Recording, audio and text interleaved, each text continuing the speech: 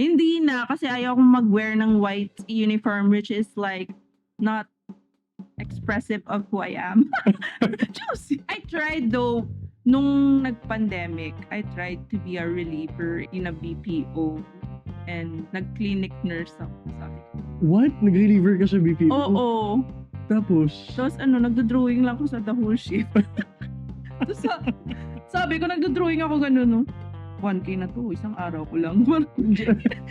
Kino-compare ko, tapos yun. You were at the end of your Ramulyan program and I was there talking with you, and then you told me na you were going to apply for a nursing job abroad.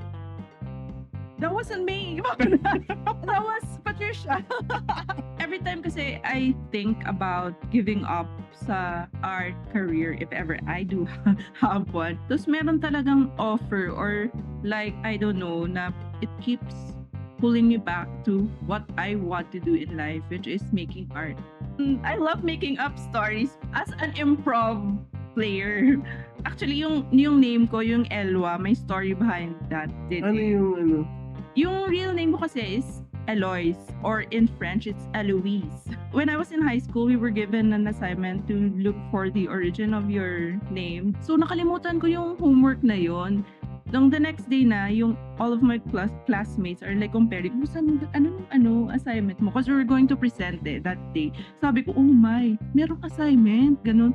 So, bigla ako gawa-gawa ko ng story para hindi lang ma-zero. Tapos nung time na ako na mag-present, hello, good morning, yeah.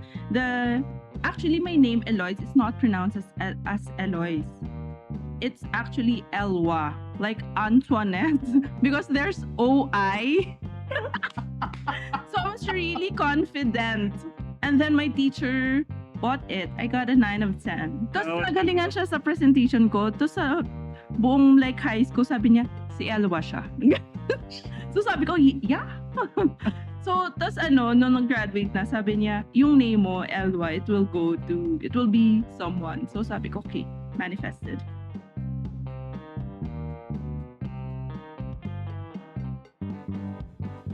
Tita El. Hello! So thank you for agreeing to this podcast. Of course. Ano? It has been my dream. We are going to start. So with me are a few of your artworks, miniature works. So I'm going to lay them down here in front of Okay. everything. I'm going to show them sa camera. Okay. Parang tarot cards. Yeah. So how many artworks ba ito? I think these are more than 10 artworks. I did 200 pieces of that. 200 pieces of this one? Nung What? recent show. Last year. Sige, so we're going to latag na, I think.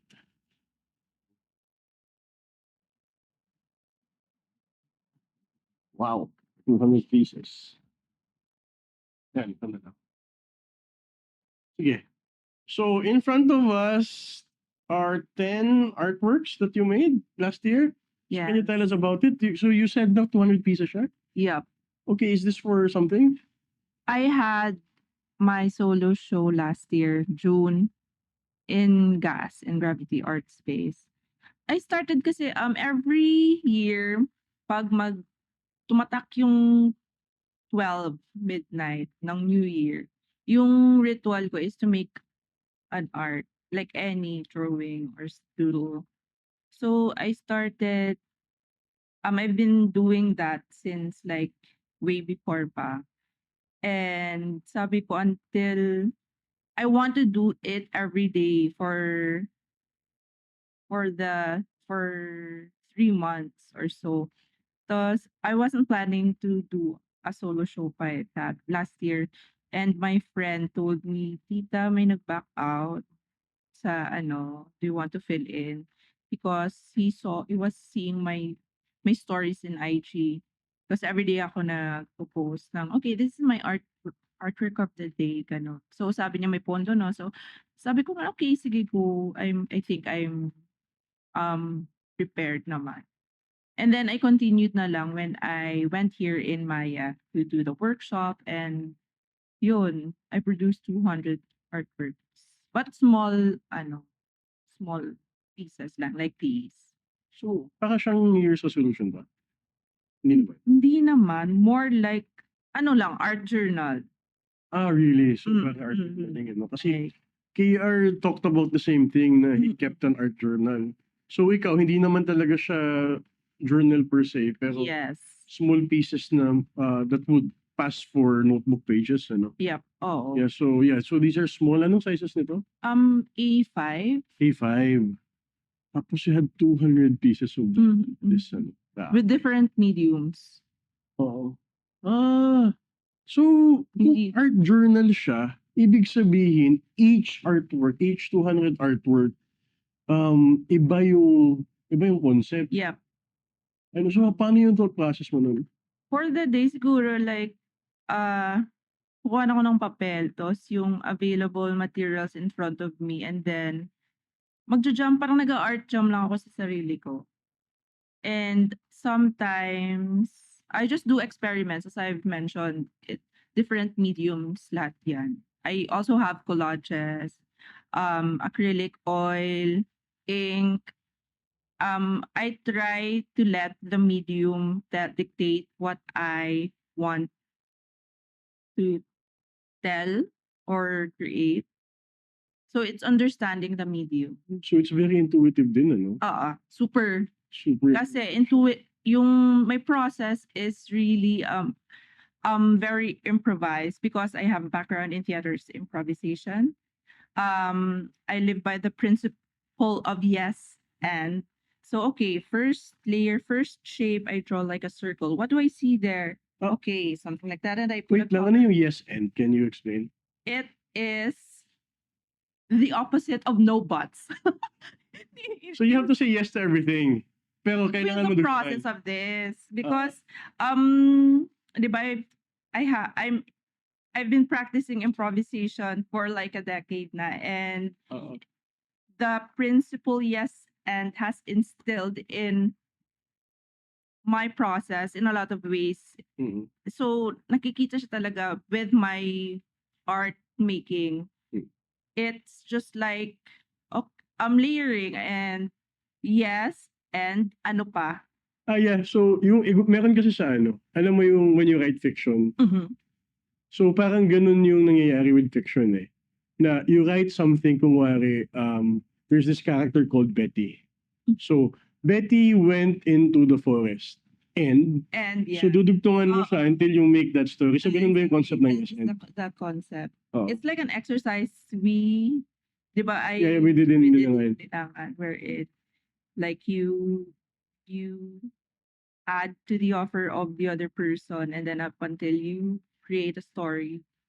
So that is, Yeah. What I learned kasi there is you say no, the story stops. yeah, Ano? parang if may negation, parang okay, what happens next? Well, Yeah. pwede naman, but you have to still like try to build up. Yeah, it's building up. Yeah, it's the same as fiction pala, no? I mean, it's the Yeah. same as writing. So, you need to write a narrative para maano doon. Mhm. How did you start with improv? You've been doing it for a decade? Yes. Because when I was in elementary pa, I'm into acting, like, declamation. And then I wanted to hone my craft into being on stage. So I decided to take up workshops in LaSalle. It was the Negros Summer Workshops, then headed by Direct Peke Galiaga. Oo, talaga. Oo. It was his like program and then it went up until parang na pass down na siya to other mentors din up until my facilitator or someone told me to na pwede kang improv, parang you have like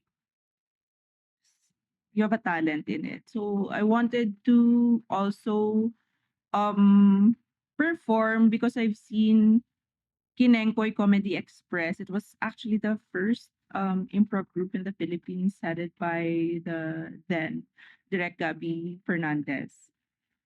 And anyways, so I joined a workshop and then I joined the group.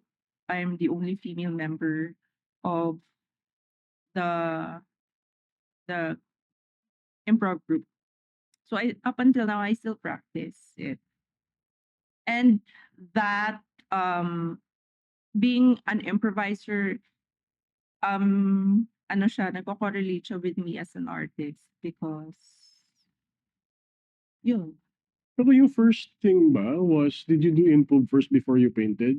Or were you painting na before the improv discipline came in? I did drawing, parang same siya.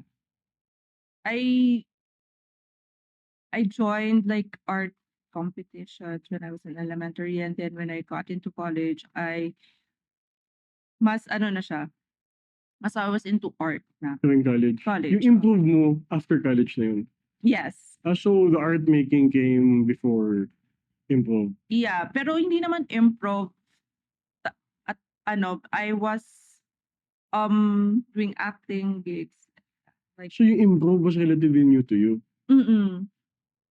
Okay. So how does that affect your art making? Hindi na yung improv pati yung acting part.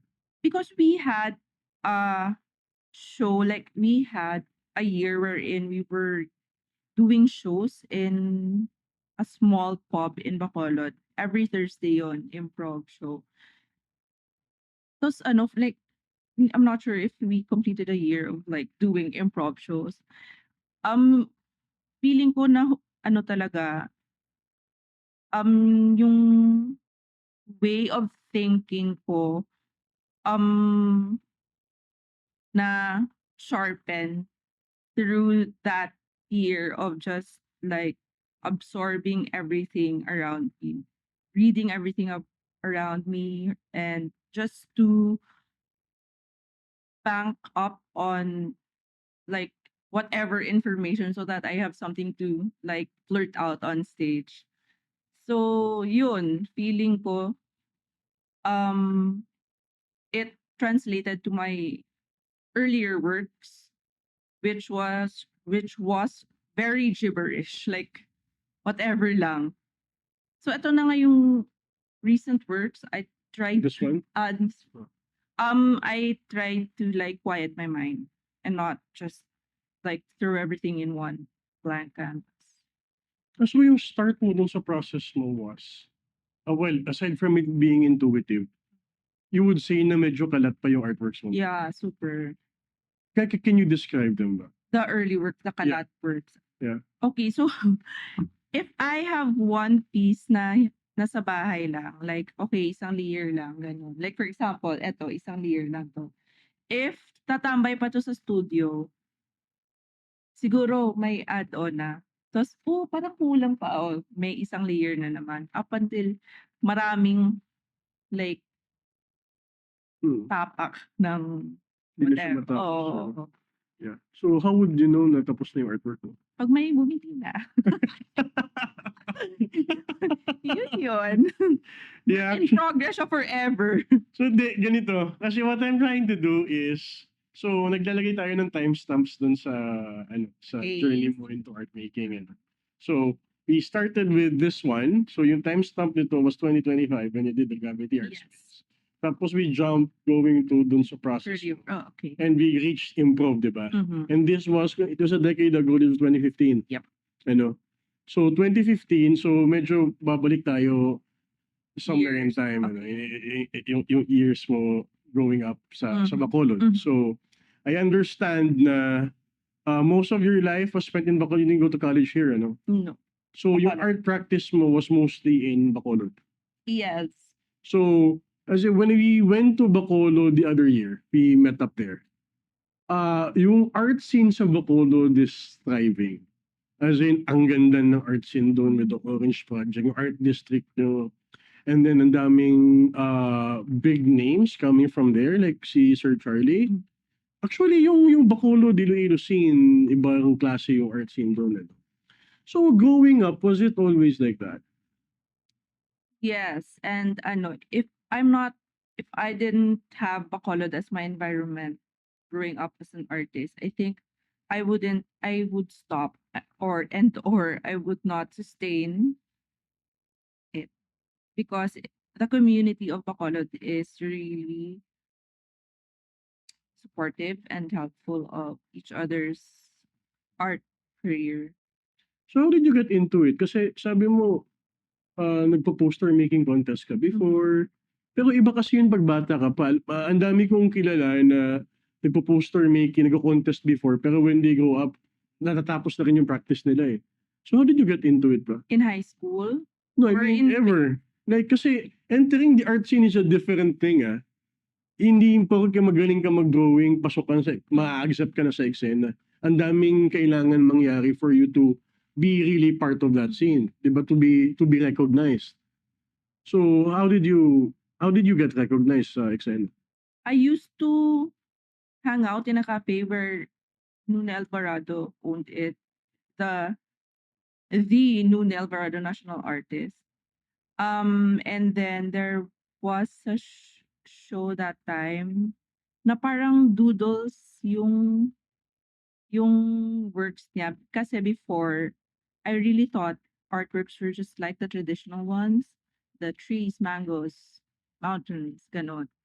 And then when I saw Dudes, Hilario Ocampo, basta siya. Sorry for not knowing your name, Dudong. Pero feeling ko tama yun. And then I was amazed with these works because it wasn't the usual. It was like parang monsters, ganon, doodle-ish siya. And then parang sabi ko, oh, pwede pala yun, ganon. So, and then I met When was this? college na. College na. Mm. And then I met him, and then he showed me some of his works, and then he also encouraged me to keep drawing lang. So I did. I was really um into doodles with that time did. And yun na, I think doon na nag-start when I got to know other artists, and then I expressed my not need, siguro want also to showcase what I have, and then I show them my works, and sabi nila, okay, sige, you can join group shows. I started joining group shows in cafes. Back then, ano lang eh, Orange Gallery lang. So it was a big gallery for us, emerging artists. So it was kind of intimidating. So we had these cafe shows with all my other friends who was also starting. Can you describe the cafe scene? Um, Can you describe it vividly? Ano nakikita mo? Ano naamoy mo? Who were they? ano lang siya talaga, para number one, kakilala namin yung owners, and then they have spaces sa walls nila. At di ba Bacolod is a small city, you know everyone. And then people support everyone even if like okay sa cafe scene kayo, or I mean coffee people and or artists, we really collaborate. So it was the start, the cafe exhibitions. Ano yung first ever group show mo from that cafe? I remember it was in KGP. It was a bar slash cafe, and artists really go there during and after workshops from the Negro Summer workshops, and basta maraming artists na nag-hangout doon. First group show was, I forgot the title of course, but yeah, Sir Charlie went to that group show, and he noticed my artwork. Alam mo yung feeling na, wow, parang I'm someone. Yun, I remember that memory vividly. And I think he wanted to buy my work, but it was bought by my friend. Tapos, dun sa Bacolod din, I understand na you and your friends created this art space called Yes, House of House of Frida. Can you tell us about that? That was I think 2015. Oh, right by the time na you did improv. Yes. Oo. I was active talaga with the stuff I wanted to do because I did take up nursing. So I You took said, up nursing. I took up nursing. I am a registered nurse. Bagay ba? so, so sabi ko, okay, after I get my PRC and have okay, I can make my parents proud. sabi ko, okay, I'll do all of the stuff I really wanted to do. So I took up the improvs, the art, the production, and all of those stuff. Anyways, yeah, House of Frida 2015. My friend who has an extra space, and she was also um into productions, into art. She wanted to make use of the space and Saan yung space? sa courtyard across USLS, University of St. LaSalle, across that. So she owned Cafe Bob's. I don't know if you've heard of I the ate there. you ate Oh. it. But it's like they're big, and that time she wanted to produce some like a production house, but we ended up doing a gallery because we wanted to help the Viva XCon because it was Ano yung Viva X1? Viva XCon is a biennale that was spearheaded by Sir Charlie. Um, sorry, I forgot the other So there were 3 of them. three.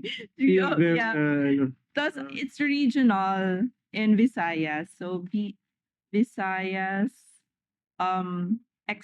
conference exchange. So it's a And it's a biennale, it's a Visayan yes, biennale that's na right. that involves every region sa Visayas. Mm, itself. and they- like part ba yan yung Cebu and ano? Yes. And like Ah, every sige. 2 years, mag-host yung each place of like, so that time it was Bacolod. So 2015 yung Viva Excon was held in Bacolod. Yes, that's right. Uh-uh. Tapos you did House of Frida for how are you going to help yung Viva Excon? We had an auction, art auction, Dun sa House of Frida. sa House of Frida na first location because we relocated after a year on the in Lacson Street. So we were there for like a year. Anyway, so yeah, we gathered different artists and we had an art auction, and the funds went to help the Viva Fund. And then kasi 'di ba, not all artworks were sold. So we decided to use that sad space, one that I mentioned earlier. And then it was called House of Frida. We were 3 women, so it's like female forward. And then it was a nice platform for newbies, for emerging artists. So why House of Frida? Sino si Frida? Frida Kahlo is our patroness, and we love how it was the idea of Intel, our creative director, and we all agreed because she embodies like an independent female artist. So yeah, we did follow her. So si Frida was one of the 3? No. She's an artist. Yung Yung Frida paper. Kahlo. Yung ano lang, parang brand lang siya. After House of Yeah. Frida, di ba, it stopped operating nung nag-pandemic na. And then because the location we were at was the Cafe Bob's located across kung saan yung kayo kumain. Doon kami kasi before sa tapat noon, across it lang. So hindi na kami na-carry over, which was okay lang naman since we parted ways because we didn't have na the space. So also special issue talaga. Yeah. Yun yung thing, ano? Mm. Kaya, no, I understand kasi I had this art space din in Naga. Pero yun naman, na-pandemic siya.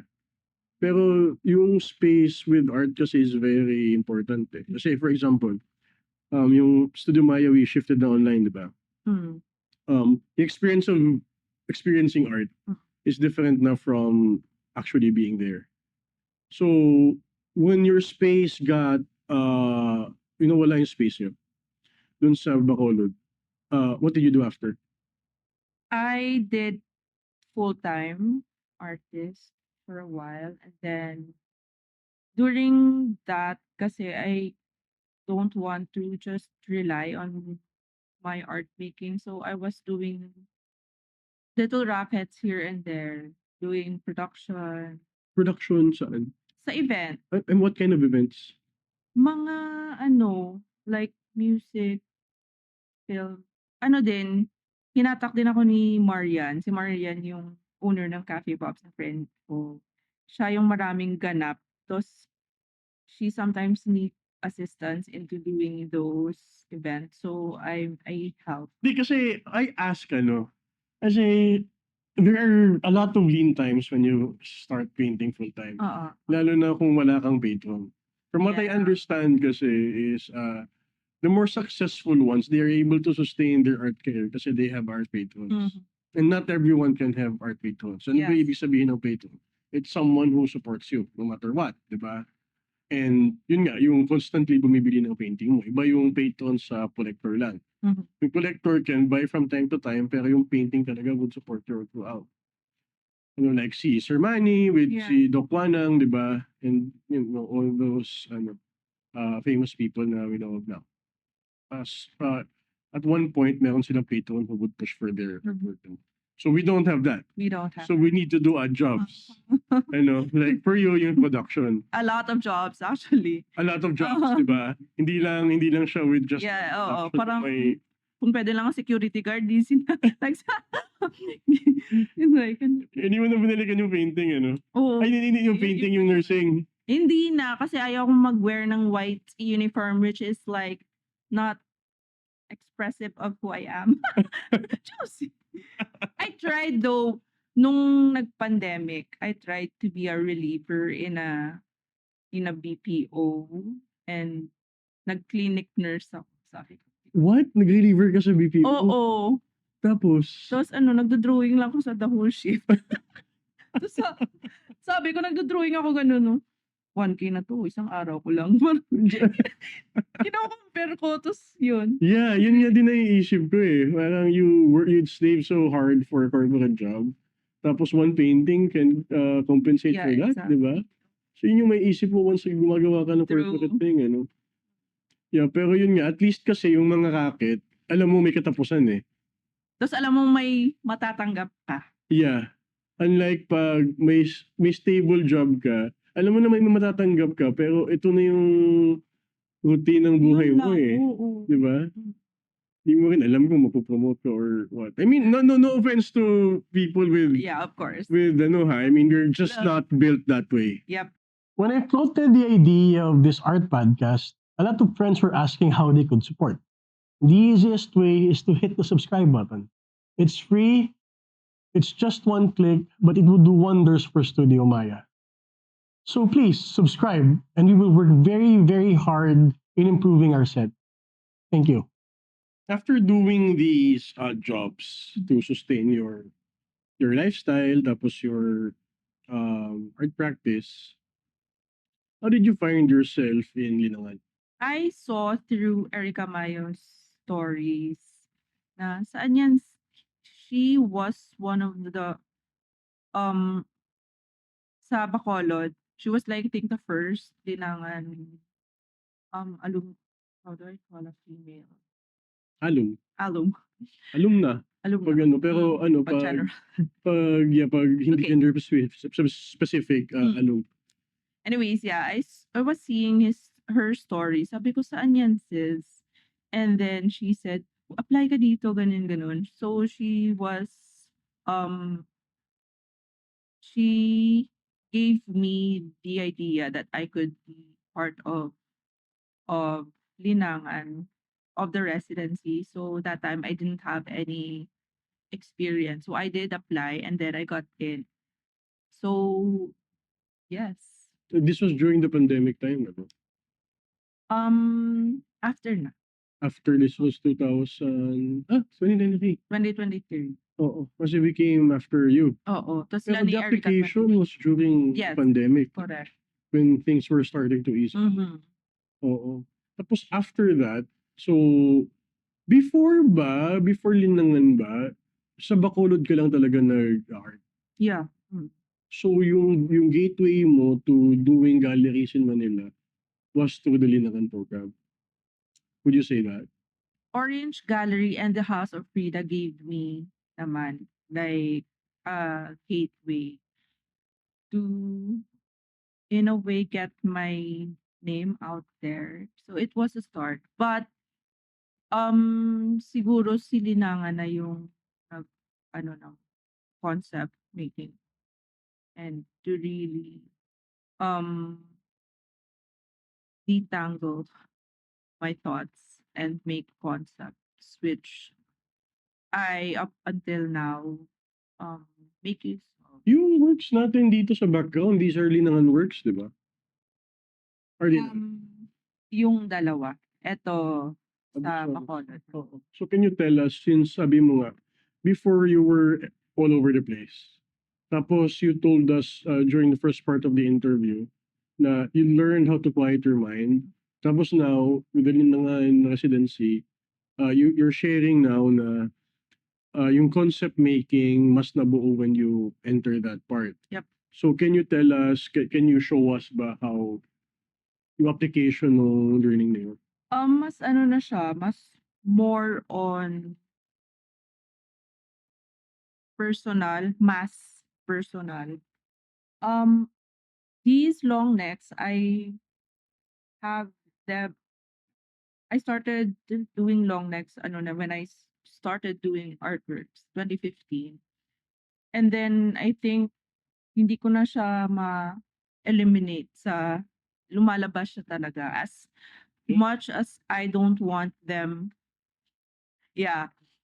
Yeah, as much as you don't want them to like show up, they do. I think I've with these works, feeling ko ano na siya, mas subconscious. yung long necks. Oo. Pero conceptually With ba? these, ha? Oo, conceptually ba? Saan galing yung mahabang leeg? Ano? Concept? Yeah, yung mahabang leeg. Why do you do them? Ano yung Longing purpose for niya? someone.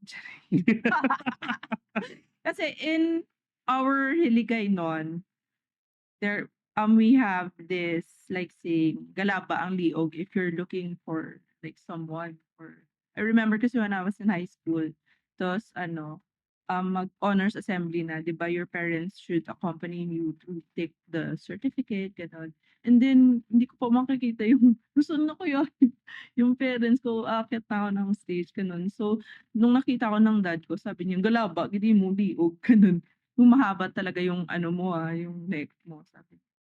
So feeling ko it's like an association with how I grew up, my environment, family, gano'n. Yeah, that is what I tell the people. Just kidding. The real deal is akala mo nun. Pero pwede na. Hindi, yung other side of the story is yung walang kwentang hindi may kwenta naman. I was given these lengthwise craft paper by a friend, by an artist friend. At that time, I really wanted to produce more works, but bata pa ako, wala pang funds to buy like sketchbook, ganun. So baka si Mickey Boy, hi, shout out. Binigyan ka na ako ni Mickey Boy nung lengthwise na craft paper. Marami yun eh. So sabi ko, paano ko pa ma-utilize to? Eh, ang awkward naman if horizontal. Ipa-horizontal.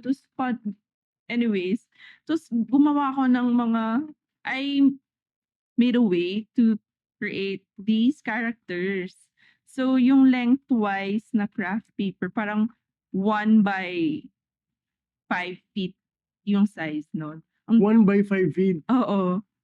Wow, mahaba yun Oo, mahaba siya. Pahaba talaga. So sabi ko, okay, yung length, ginawa ko na, pinahaba ko yung neck.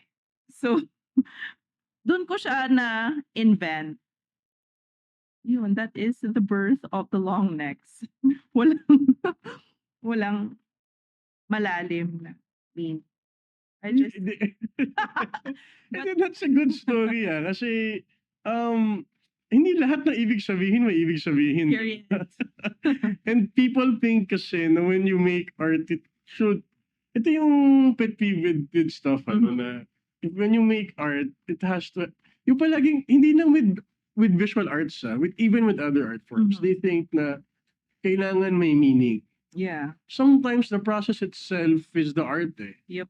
Diba? So, yun nga, we were talking about your small works, these works. And then you said na you let the medium dictate the outcome. And that is an artistic process Yep, in itself. yep. So, maganda yung story mo about the long necks. Kasi yung medium, the 1x5 craft paper, dictated how, Exactly. diba, Oh. it would look like after. I love making up stories as an improv player. So, actually, yung name ko, yung Elwa, may story behind that. Ano yung ano? Yung real name ko kasi is Eloise, or in French, it's Eloise. So, when I was in high school, we were given an assignment to look for the origin of your name, di ba? Like, if pangalan mo si Junmar, yung dad mo dapat si June, tapos yung mom mo si Marisa, ganon. So, nakalimutan ko yung homework na yon. Nung the next day na, yung all of my classmates are like comparing, anong assignment mo? Because we were going to present that day. Sabi ko, oh my, merong assignment, ganon. So, bigla akong gawa ko ng story para hindi lang ma-zero. Tapos nung time na ako na mag-present, hello, good morning, yeah. Actually, my name, Eloise, is not pronounced as Eloise. It's actually Elwa, like Antoinette, because there's O-I. So I was really confident. And then my teacher bought it. I got a 9 of 10. So, And And then- ever since noon, tawag na sa'yo ng mga tapos tao. nagalingan siya sa presentation ko. Tapos sa buong like high school, sabi niya, si Elwa siya. So sabi ko, yeah. So, tapos nung nag-graduate na, sabi niya, Elwa will go to, yung name mo, Elwa, it will be someone. So sabi ko, okay, manifested. And so yun, I use it na ever since. Oh, you changed spelling.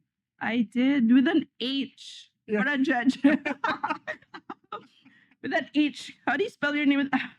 Dapat may ano. So wala lang para, Oo. di ba? Daming hanash. Hindi ko alam yun Akala ko nickname Yun- lang yung Elwa talaga. No, I didn't know na So it's out there now. may nag-improve ka lang with your assignment. Nag-improv ako. Oo. So ano pa yung mga ini-improve mo with? Aside from yung concept of the long. My life. Yeah, We improv, di ba? exactly. That's how you live. You improv, di ba? Yeah, You improvise. Whatever life throws at you do something with it, Yeah, life is a yes and. Yeah, it's a yes and. When you wake up, okay, yes and Yun ba yung thought process mo? yes every day, I think. Talaga? Oh. Hindi ka nag-iisip na, okay, what is Elwa going to invent today? Hindi. Alam ko na I will just do something. And I try to be consistent with whatever. So, after Linangan, you also had this residency in Korea. Yes. Can you describe what happened there? What was the residency about? How you got it? It was overlaps. It is a partnership with USLS before it started there, but I think it's under Sir Manny Montelibano, siya yung director na nag-collaborate. I mean, nag-partner with Overlap. And they're Overlap is an independent creator group in South Korea, Gwangju. And then I forget what year started. It's just between Bacolod and Gwangju. And they have artists, they tap on local artists na mag-collaborate with the local artists in Gwangju, and then they do a collaboration. So 2024, I was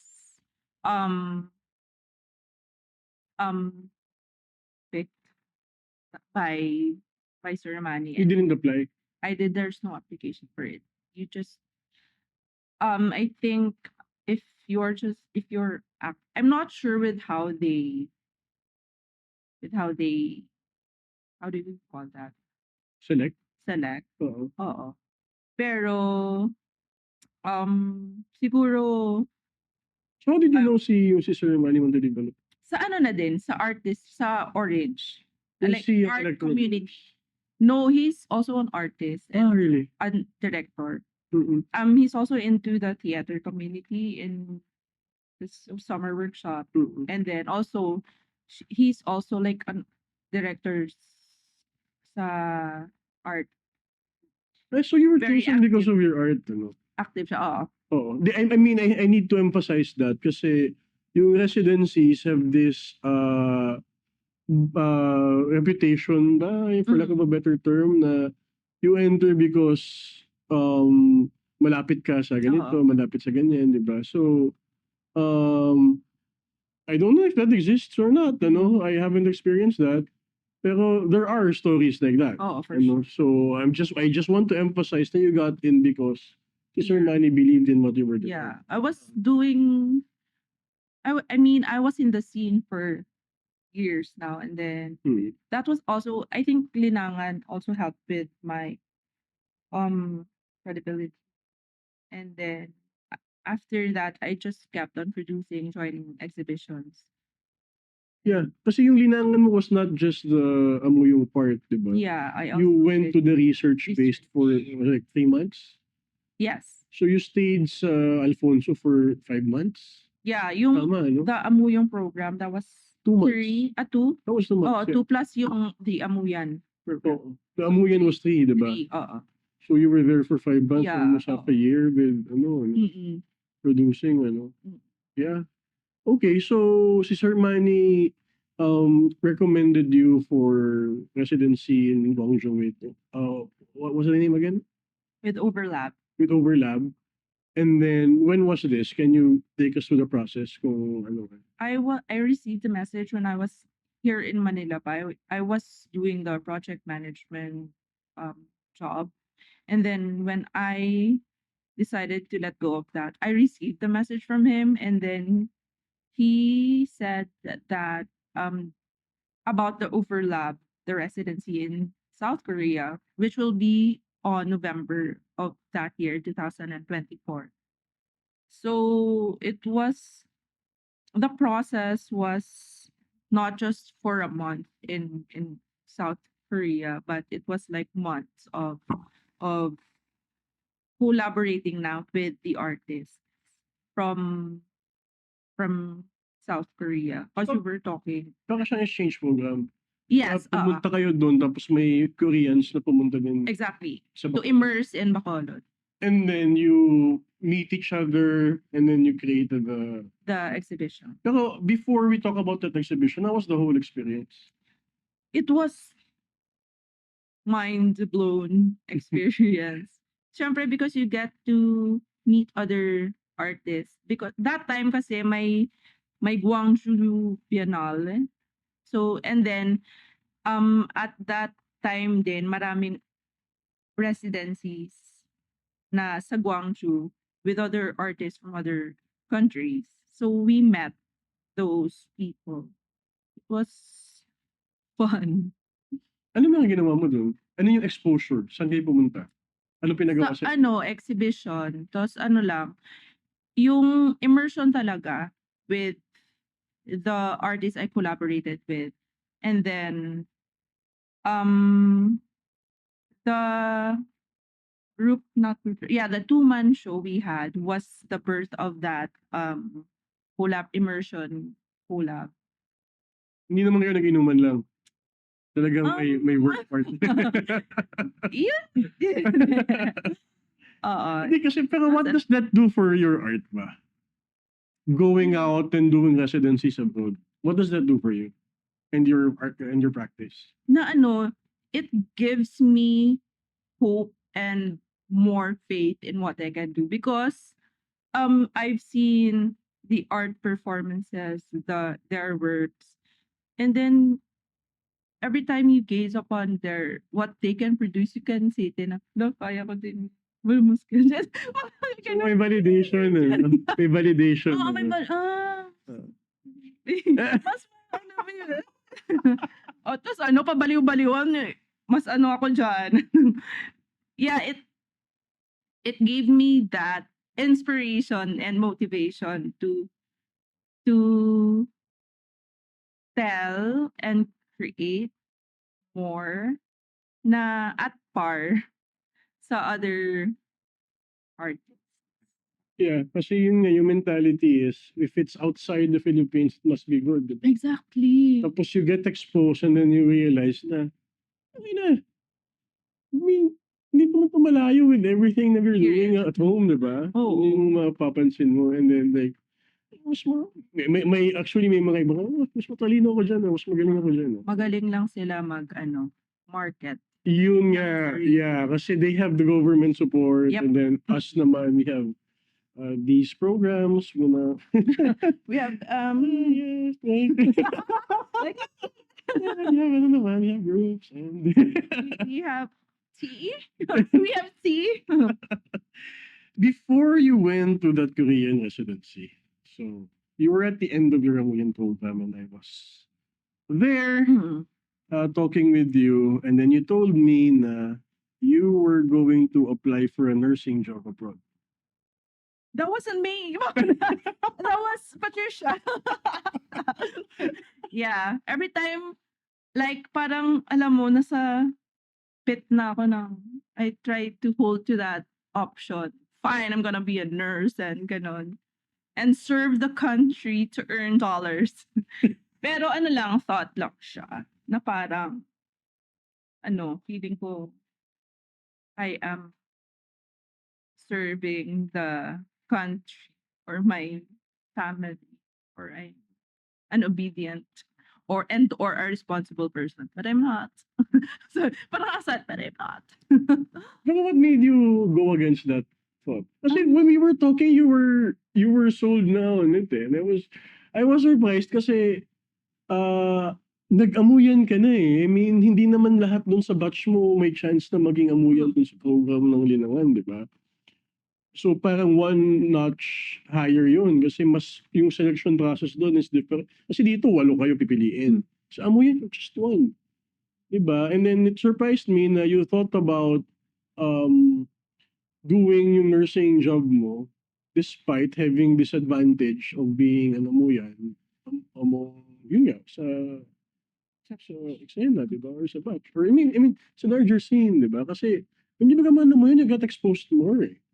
And you get to stay longer, so yung mga activities ng Linangan, kasama ka dun sa group shows. Maraming yung mga nagyayaya sa kanila, and then pag nag-iikot si Sir Manny all over the country, kasama ka din, di ba?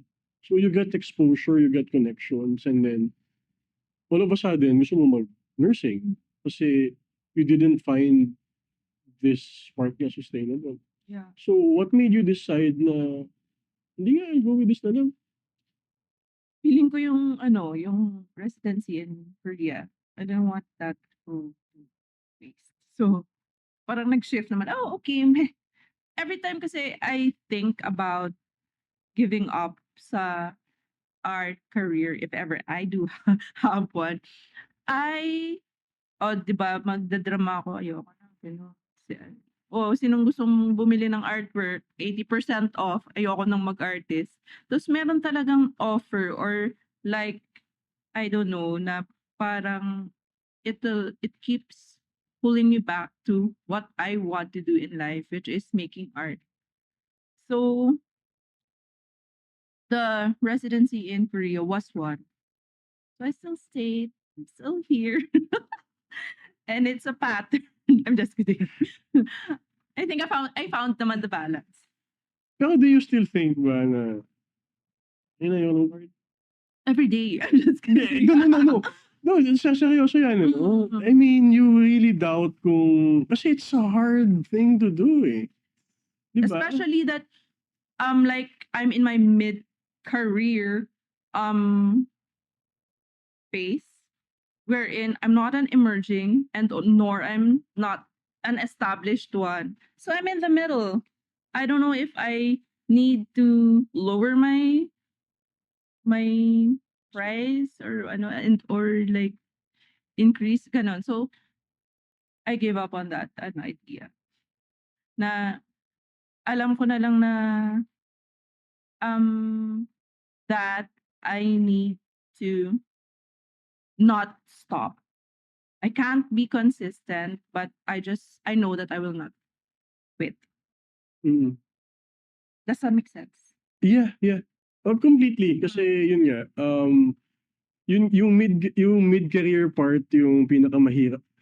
Ito ha, I've been talking with other friends from the different disciplines. And yung mid-career, like for example sa writing, yung pag sinabing mid-career, hindi siya negative eh. It means na you have a few books, Yeah. and then to your name, tapos, nandun ka sa part, yeah, yun nga, I think yung determining factor nila is you have a few books. And then, sa writing, having a few books is a big deal. A very, very big deal. Pag sinabi naman dito sa visual arts na your mid-career, it's not a good thing.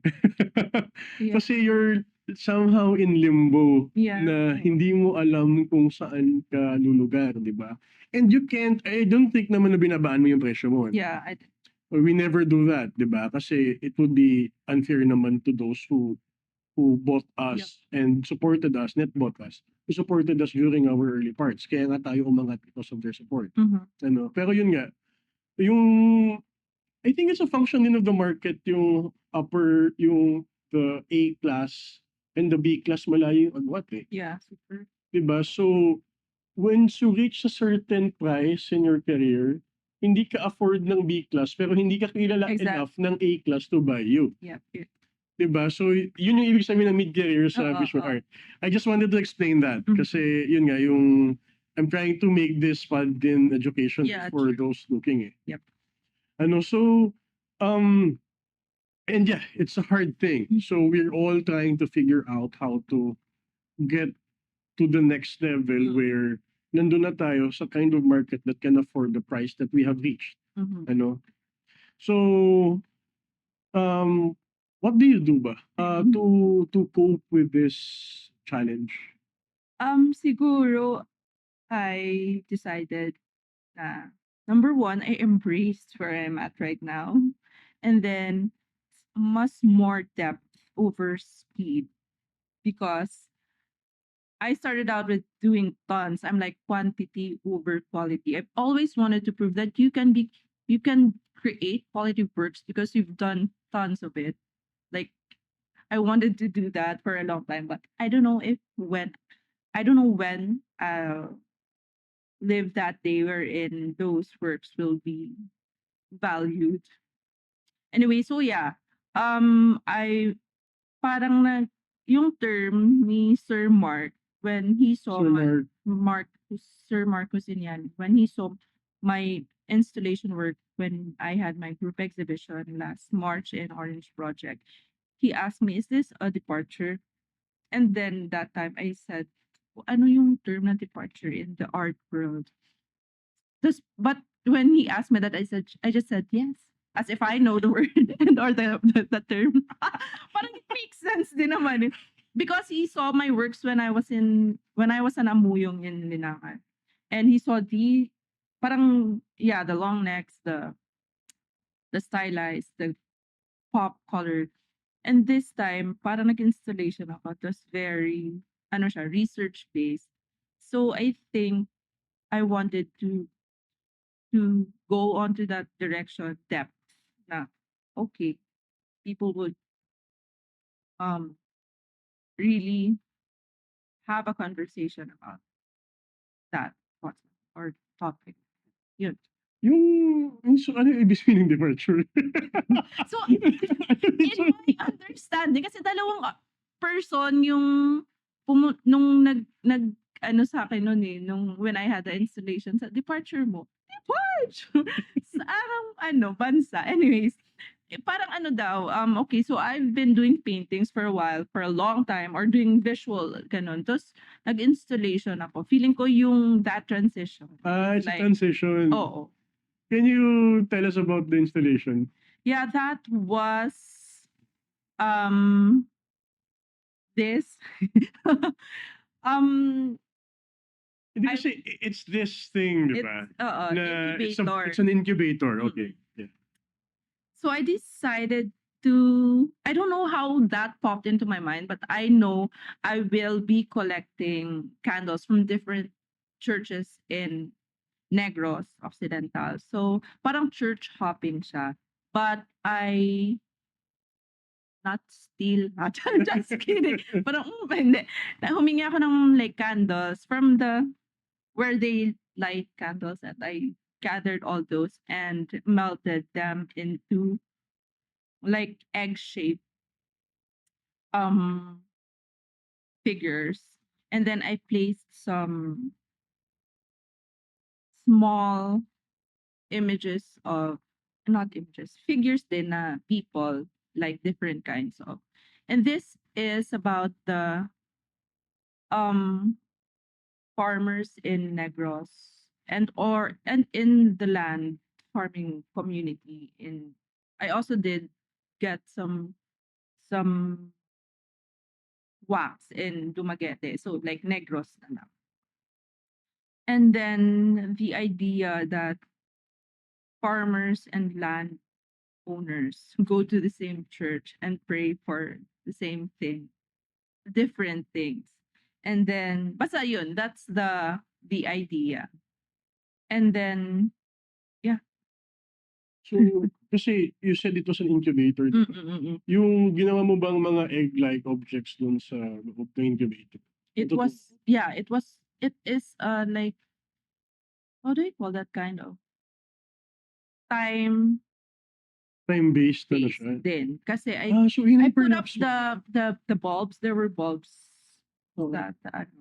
Tapos dapat, 'di ba, 3 months yung duration ng exhibition. It didn't melt. Kasi I don't know, baka hindi bala, hindi, so nag-ilonggo, hindi bala. Hindi. Not enough yung heat na nasa bulb. But when I pulled it out, some melted, and it was, I think I need to update on that installation, Yeah. because the materials I used really reacted to the environment and to time, which um completed the whole idea. Hmm. Yeah, so yung installation naman, once you exhibit that in another context, pwede mo naman siyang i-improvise, Yeah. eh. Like, for example, you mentioned si Sir Marcos Tiniani. Yung mirror illusions niya, may evolution din siya, eh. Hindi naman siya one time, big time na it worked sa, well, siguro it worked dun sa ano niya, pero not to the extent that it's working now. Diba? So, gano'n naman, ongoing project talaga pag Yeah, sinabi mo installation. Yeah. So, I understand na, yeah, we're doing this interview kasi you're doing then yung online show with us Yes. dito sa Maya. Can you tell us about your work? I wanted to give birth to the idea, to the dream, literally the dream I had, which was I had it in Korea. It was vivid, and I wanted to present it in visually. Ano yung dream? Can you describe the dream? So weird. Okay, so Go lang. funny. Hindi, sige lang. Okay, Dreams don't make sense, eh. Kaya they're called dreams, eh, di ba?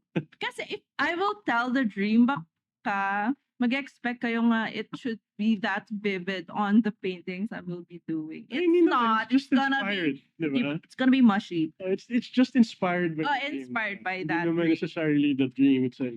So the dream was, eto yung pinaka vision na I got inspired by it. May parang POV ko, kasi I was watching a movie sa dream. So I was an audience. And then okay, yung like plot was someone was chasing like an entity. Yung person na to, so they can't hide in like normal spots or whatever, but basta they could be sensed Ang ganda ng plot to for a movie. Anyways, so yung mga loved ones ng mga hinahabol ng suspect or basta hindi siya normal being. Um, anyways, yung loved ones nila, they know that the victim is gonna die if they don't hide them in like weird spots or places. So there was this one mom na tinago niya yung girl na ano, na hinahabol sa loob ng, guess what? Dressed chicken na malaki. I don't know, it's funny, pero ang Ang surreal. creepy and surreal sa dream ko. Every time I have a dream kasi I try to ask myself if did I watch something? What para baka sometimes 'di ba we retain images from the previous um stuff we took in our minds. But that time wala eh. So anyways, so yun, that was the image. That was the na pinasok niya yung yung daughter niya inside of that huge dressed chicken. Tas biglang yung person parang was trying to get out of the like tas naghabol nag-long neck siya. So sabi ko when I woke up, sabi ko lang, ang galing. Parang yun lang. Hindi ko pa alam ano yung much deeper na meaning of that. But I just want Yung image na. So series siya of that from that dream. Mm. It's fun. Oh. Series siya inspired by that. Inspired that. Yeah. Okay, so what's next for Tita L? What's next is sabi ko 'di ba sa'yo, this year I wanted to create quality works. Because let's be honest, some of my works aren't quality enough in my own taste. So, I know we'll be having a group show and then I just gusto ko mag-explore on this particular medium and material that I think is resonant of where I'm heading. So it'll be shown on that group show of ours in Art Cube Sa Art Cube. this Yeah. June. Yeah. So that's what you have lined up for For this year. this year. Oo. Yeah, it's a big show pala, by the way, yung which si Carlo De Lazo will be talking about in June. So for plug lang natin, for those who want to buy your work, where do they reach you? Just in my art account on Instagram. It's L Washing Machine. Washing machine with Ilalagay an namin. L. Okay. Ilalagay natin dun. So it's washing machine with an EL. Yeah. Do you have anything to share ba? Share. Yeah. Keep doing what you And then last words, when you said that you were focused this year on creating quality work, I forgot who said this or where I heard it from. Pero sabi niya, sometimes the fastest way is to slow down. Yeah. The irony of it and yung wisdom behind it. Yeah. Yeah. Like, So, Tita El, thank you. thank you so We much are- for having me here. Like, subscribe, comment down below. Which is my camera? Okay. This one. Okay. So yeah, and so you can buy and view Elwa's works at studiomaya.ph. Yes, please. And do. also we will have a whole page dedicated to Tita L with this interview embedded in that page. And you can see the artworks. So yeah, thanks Tita Thank you L. for having me. So ulitin. Bye mga kamaya.